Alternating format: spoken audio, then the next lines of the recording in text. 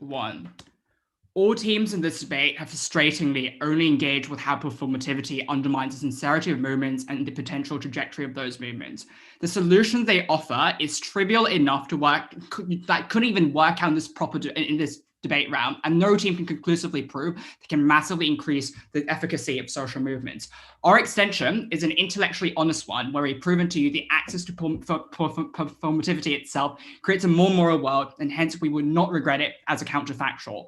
I don't think, so 3 parts of my speech. Firstly, compare our case to O as to why we can legitimize our extension. Secondly, compare our case to closing government, and then finally open government. The first thing to note is I think opening opposition talked about 2 main things. They said, firstly, they sort of said, there are tangible benefits with the performative nature of these sort of expression. They talked about, how this increases in awareness within large space, such as with how liberals and conservatives might engage with politics and adjust their inclinations to social justices. Then they sort of said this might appeal to sort of left-wing groups. I have 3 observations to this. The first is the case is extremely generic because it can literally be read in light of a case of supporting general activism. But secondly, our case specifically crystallizes the nature of performative acts as Ron has laid out, because it's not a mere reflection of the resolution to social justice issues, but it is a principal right to express yourself as an autonomous agent that matters at the end of the day. But the third thing is, I think there's a woeful lack of characterization coming from the case because, mechanism coming from the case, because O's case was to say, look, you increase some form of awareness.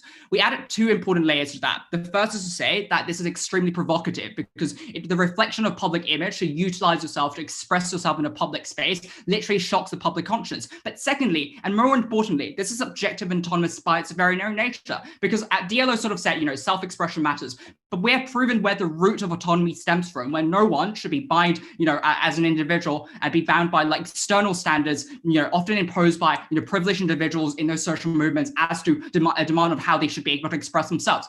So comparing these 2 sets of mechanisms, firstly, ours is much more nuanced, but secondly, it is a key to unlock the understanding of autonomy. I think by that sort of very assessment, our case actually at least is worthy of strong consideration compared to opening opposition. Now, dealing with closing government's case in terms of the polarization of politics using radical moral language. The first thing coming from them is to say, online action is divorced from direct actions in the real world. The obvious response to this is, I hate this word, but literally, what is the delta of your case, right? Because the comparative is literally people are unengaging. I don't see any inherent harms perpetuated by peeps who were sitting on the fence, but are now at least, are to some extent informed by these social movements, Instagram posts. But secondly, the core of the case is this. They said radicalization becomes the norm because movements themselves want to be seen consistent by, general public. And that's why people are more likely to reject compromises and, stir up stuff like cancel culture. 5 important responses that firstly, as they outlined in a characterization, expressive acts is not necessarily the equivalent of exaggeration. It refers to the autonomous choice to express yourself. But look, this is a more important response, right? People don't arbitrarily become radicalized. They become persuaded of stances that fall outside of the Overton window of acceptable performatism constructed by the privilege of the society. So CG starts to, sort of tell people, vulnerable people, stop whining about the beatings, those sort of oppression would still persist. And then CO tried to push on this on us, right? In terms of, CG tried to push this on us and say, you have to prove why this is principally necessary. I think we can easily prove this with 2 reasons, right? The first is to say that we've gone beyond with what Uro said because the unique framing we have brought to this debate explains why victims themselves deserve the right to access these performative acts in the very first place. But secondly, they have to regret the rise of this happening because that means in their world, when this happens less, when people are less able to access this, we prove it is principally justified, and the counterfactual world where it happens less is a less moral world. But the third rebuttal is this, right? I think we have to go through a reality check because the lack of analytical legwork done by closing government demonstrates, they never demonstrated the scope of people who are going to behave in such a radical sense. I would posit as a lens to reality in the same vein, people still voted for Biden, even they fucking hated him as a hypocritical liberal. So finally, let's engage with, the substantive logical reasoning, right? Because I don't think getting angry corrupts your ability to engage in politics at the end of the day, because I would much rather live in a world where people are more honest with their thoughts as opposed to having been silenced by the privileged structures of social movements at the end of the day. But also, also note, right, even on the metric of achieving social change that Siege have tried to push on us, we win on that for two reasons. The first is we see extreme performative examples of minority groups makes the average person to this group seem more palatable. But secondly, right, as Ron has specifically told you in our mechanistic analysis, the inherent fun and spectacle of these movements draws people in without the expectation of success. So these sort of performative act in itself is a reward mechanism for people to participate in these movements in the very first place. It primes you to future messaging with, you know, when you experience these sort of moral intensity of participation. Before I go on, I'll take opening government. Thank you. Mostly Yeah. weekend people don't have the privilege of these catalysts. They are too busy surviving. You people you are defending are people writing on the back of those weekend groups and using their experience to feel good without actually taking steps to improve their life. Okay. So again, I don't see why feeling good in itself is an inherent harm, where probably there is some propensity or some scope of people who are more willing to engage in the future. But literally, that PRO is completely unengaging with the principal claim we have offered you for the past 10 minutes or so.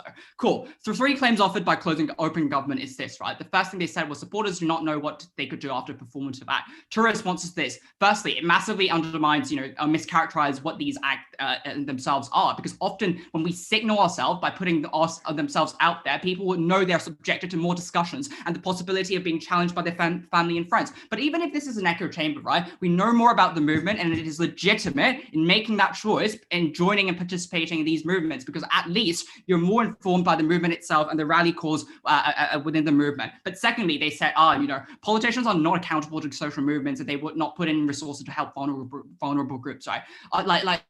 First responses, are you actually kidding me? That the existence of social movement is to exert shocks to the static inertia that politicians subscribe to. This is a shocking characterization, because we have provided you with a reality where voting coalitions that express a singular demand would mobilize politicians at the end of the day. But secondly, right, I just don't think they've given you the analysis of why performativity leads to extreme demands, because we say, at best their cases, politicians going to level up to the very performative act. But again, no inherent harm in that. But a final response to that is, I don't think it is necessarily, I don't think there is necessarily a trade-off implicated between, the general act of participating in these movements and, with politicians not pouring in money. If anything, all it takes is for a social movement to call out a politician's failure to redress a policy area and exert huge impetus with performative protest to levy greater political changes. So even on a consideration of engagement with opening government, I think we have substantially beating out our closing team in terms of this regard. Based on all these reasons, immensely proud to vote. I would like to thank the opposition whip for that fine speech, and all the debaters for a very interesting debate. We will presumably hear the results of this in some flavor on Discord or potentially streams. I have no idea whatsoever, but best of luck in future rounds. Thank you. Thanks, everybody. Thank you.